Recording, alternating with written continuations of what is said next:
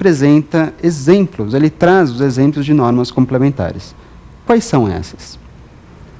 Essas normas complementares podem vir através de atos normativos. Bem, então, é exemplo de norma complementar os atos normativos expedidos pela autoridade competente, atos administrativos. Você tem também como norma complementar aquelas decisões administrativas no cunho da jurisdição administrativa, decisões administrativas no cunho da jurisdição administrativa. Você tem também, além das decisões administrativas, os convênios. Perfeito. E para completar, além dos convênios, você tem também as chamadas práticas reiteradas da autoridade administrativa. Exatamente, repito, quarta forma de norma complementar são as práticas reiteradas da autoridade administrativa. E o que são práticas reiteradas da autoridade administrativa? Entende-se como prática reiterada da autoridade administrativa, em outras palavras, os usos e os costumes. Exatamente isso. Uso e costume nada mais é do que uma prática feita, na verdade, exercida reiteradamente pela autoridade administrativa. É um uso ou costume, e que todos eles envolvidos comportam a chamada legislação tributária. Bom, vamos lá. Sabendo de quais são os elementos que comportam a legislação tributária, você percebe claramente, então, que essa legislação tributária ela não é restrita, ela é bastante abrangente. Aliás, é muito abrangente. Mas, apesar de toda essa abrangência, de toda essa extensão, isso não significa dizer, por outro lado, que a legislação tributária é suficiente para atingir todos os casos possíveis e imagináveis. Não mesmo. Não dá para você admitir, ou não dá para você afirmar que o legislador conseguiu imaginar todos os casos que poderiam ser praticados de forma concreta, todos os atos que poderiam vir de forma concreta. E sabendo disso, o próprio CTN informou, então, que a legislação tributária ela deve ser trabalhada no sentido de que ela sempre ganhe coesão, que ela sempre tenha união. O CTN, nesse ponto, ele trata lá no artigo 108 de formas de integração da legislação tributária. E quais são essas formas que integram a legislação tributária, que, na verdade, formam um elemento coeso? Quais são as modalidades de integração da legislação tributária? Artigo 108. Vamos lá? No artigo 108, então, ele dispõe, a primeira forma de integração da legislação tributária, você tem a analogia. Você vai encontrar, além da analogia, também os princípios gerais de direito tributário, logo a seguir, os princípios gerais de direito público e, por fim, a equidade. Isso mesmo. Formas de integração da legislação tributária, então eu tenho, no primeiro plano, analogia. E depois, princípios gerais de direito tributário, logo a seguir, princípios gerais de direito público e, por fim, equidade. Por que eu fiz questão de repetir essas informações? Porque, segundo o CTN, você presta atenção, segundo o CTN, essas formas de integração devem ser utilizadas exatamente nesta sequência. Como assim? Que sequência é essa? Talvez você esteja me perguntando agora. É a sequência que eu falei. Então, começa na analogia. Se não der para integrar a legislação tributária pela analogia, parte para os princípios gerais de direito tributário.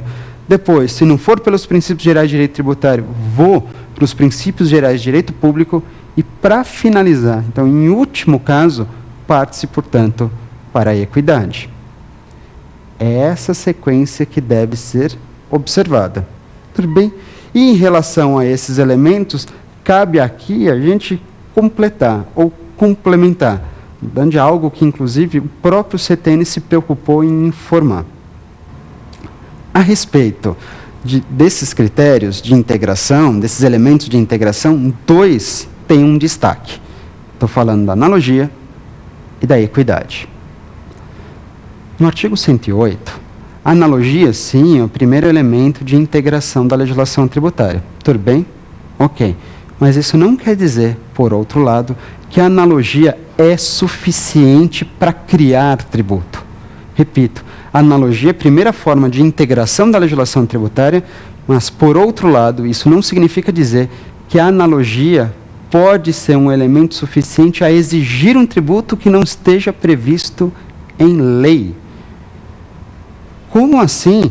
Ora, a analogia integra a legislação tributária, perfeito, usando um caso análogo, um caso semelhante, mas, para isso ensejar a cobrança de um tributo, só se houver lei prevendo essa situação.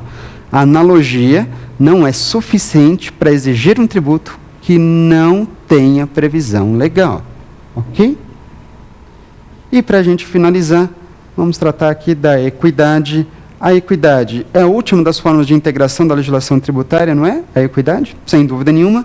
Agora, a equidade, por mais bom senso que se tenha na aplicação da legislação, por mais que se valha desse critério da equidade, isso não significa dizer que, através da equidade, possa dispensar o pagamento de um tributo. Exatamente isso. A equidade é a última das formas de integração da legislação tributária. Mas a equidade pode chegar ao ponto de dispensar o pagamento do tributo? Não. Dispensar o pagamento do tributo não dá através de equidade. Ora, você sabe muito bem que, para dispensar o pagamento de um tributo, isso só pode ocorrer através de lei. Então, só a lei que pode dispensar o pagamento de um tributo, por exemplo, através da outorga de uma isenção. Ok? Para fechar, a equidade, então eu falei que ela não pode dispensar o pagamento de um tributo. E se eu perguntar assim, a equidade pode dispensar o pagamento de uma multa? Qual que é a resposta? A resposta é positiva. A equidade pode sim dispensar o pagamento da multa, ela não pode dispensar o pagamento do tributo. Ela pode sim dispensar o pagamento da multa. Tudo bem?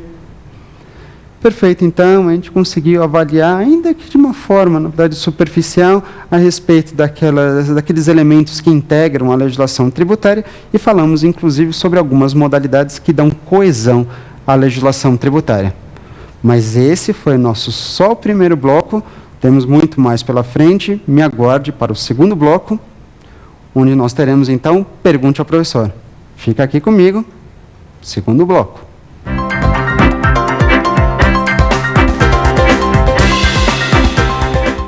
Voltamos, então, para o nosso segundo bloco, Pergunte ao Professor. Lembrando ainda que você pode participar desse nosso bloco aqui, o Pergunte ao Professor, mandando seus e-mails, né, através do provafinal@lfg.com.br, ou ainda, se você quiser saber um pouquinho mais a respeito desse assunto, ou buscar alguma outra informação a respeito desses temas e outros tantos, acesse o nosso site www.lfg.com.br. Perfeito? Participem, portanto, mandem os e-mails, acessem o site, para que, na verdade, a gente possa responder ainda mais dúvidas a respeito dessa matéria, entre tantas outras que podem vir por aí. Tudo bem? Vamos lá, começar com as nossas dúvidas. Vamos partir para a primeira pergunta? Professor, o Super Simples integra a legislação tributária? Ele perguntou sobre o Super Simples. Está aí um tema bastante relevante hoje em dia. O super simples, que é a expressão mais utilizada, ela, na verdade, de acordo com a legislação, ele é chamado de simples nacional.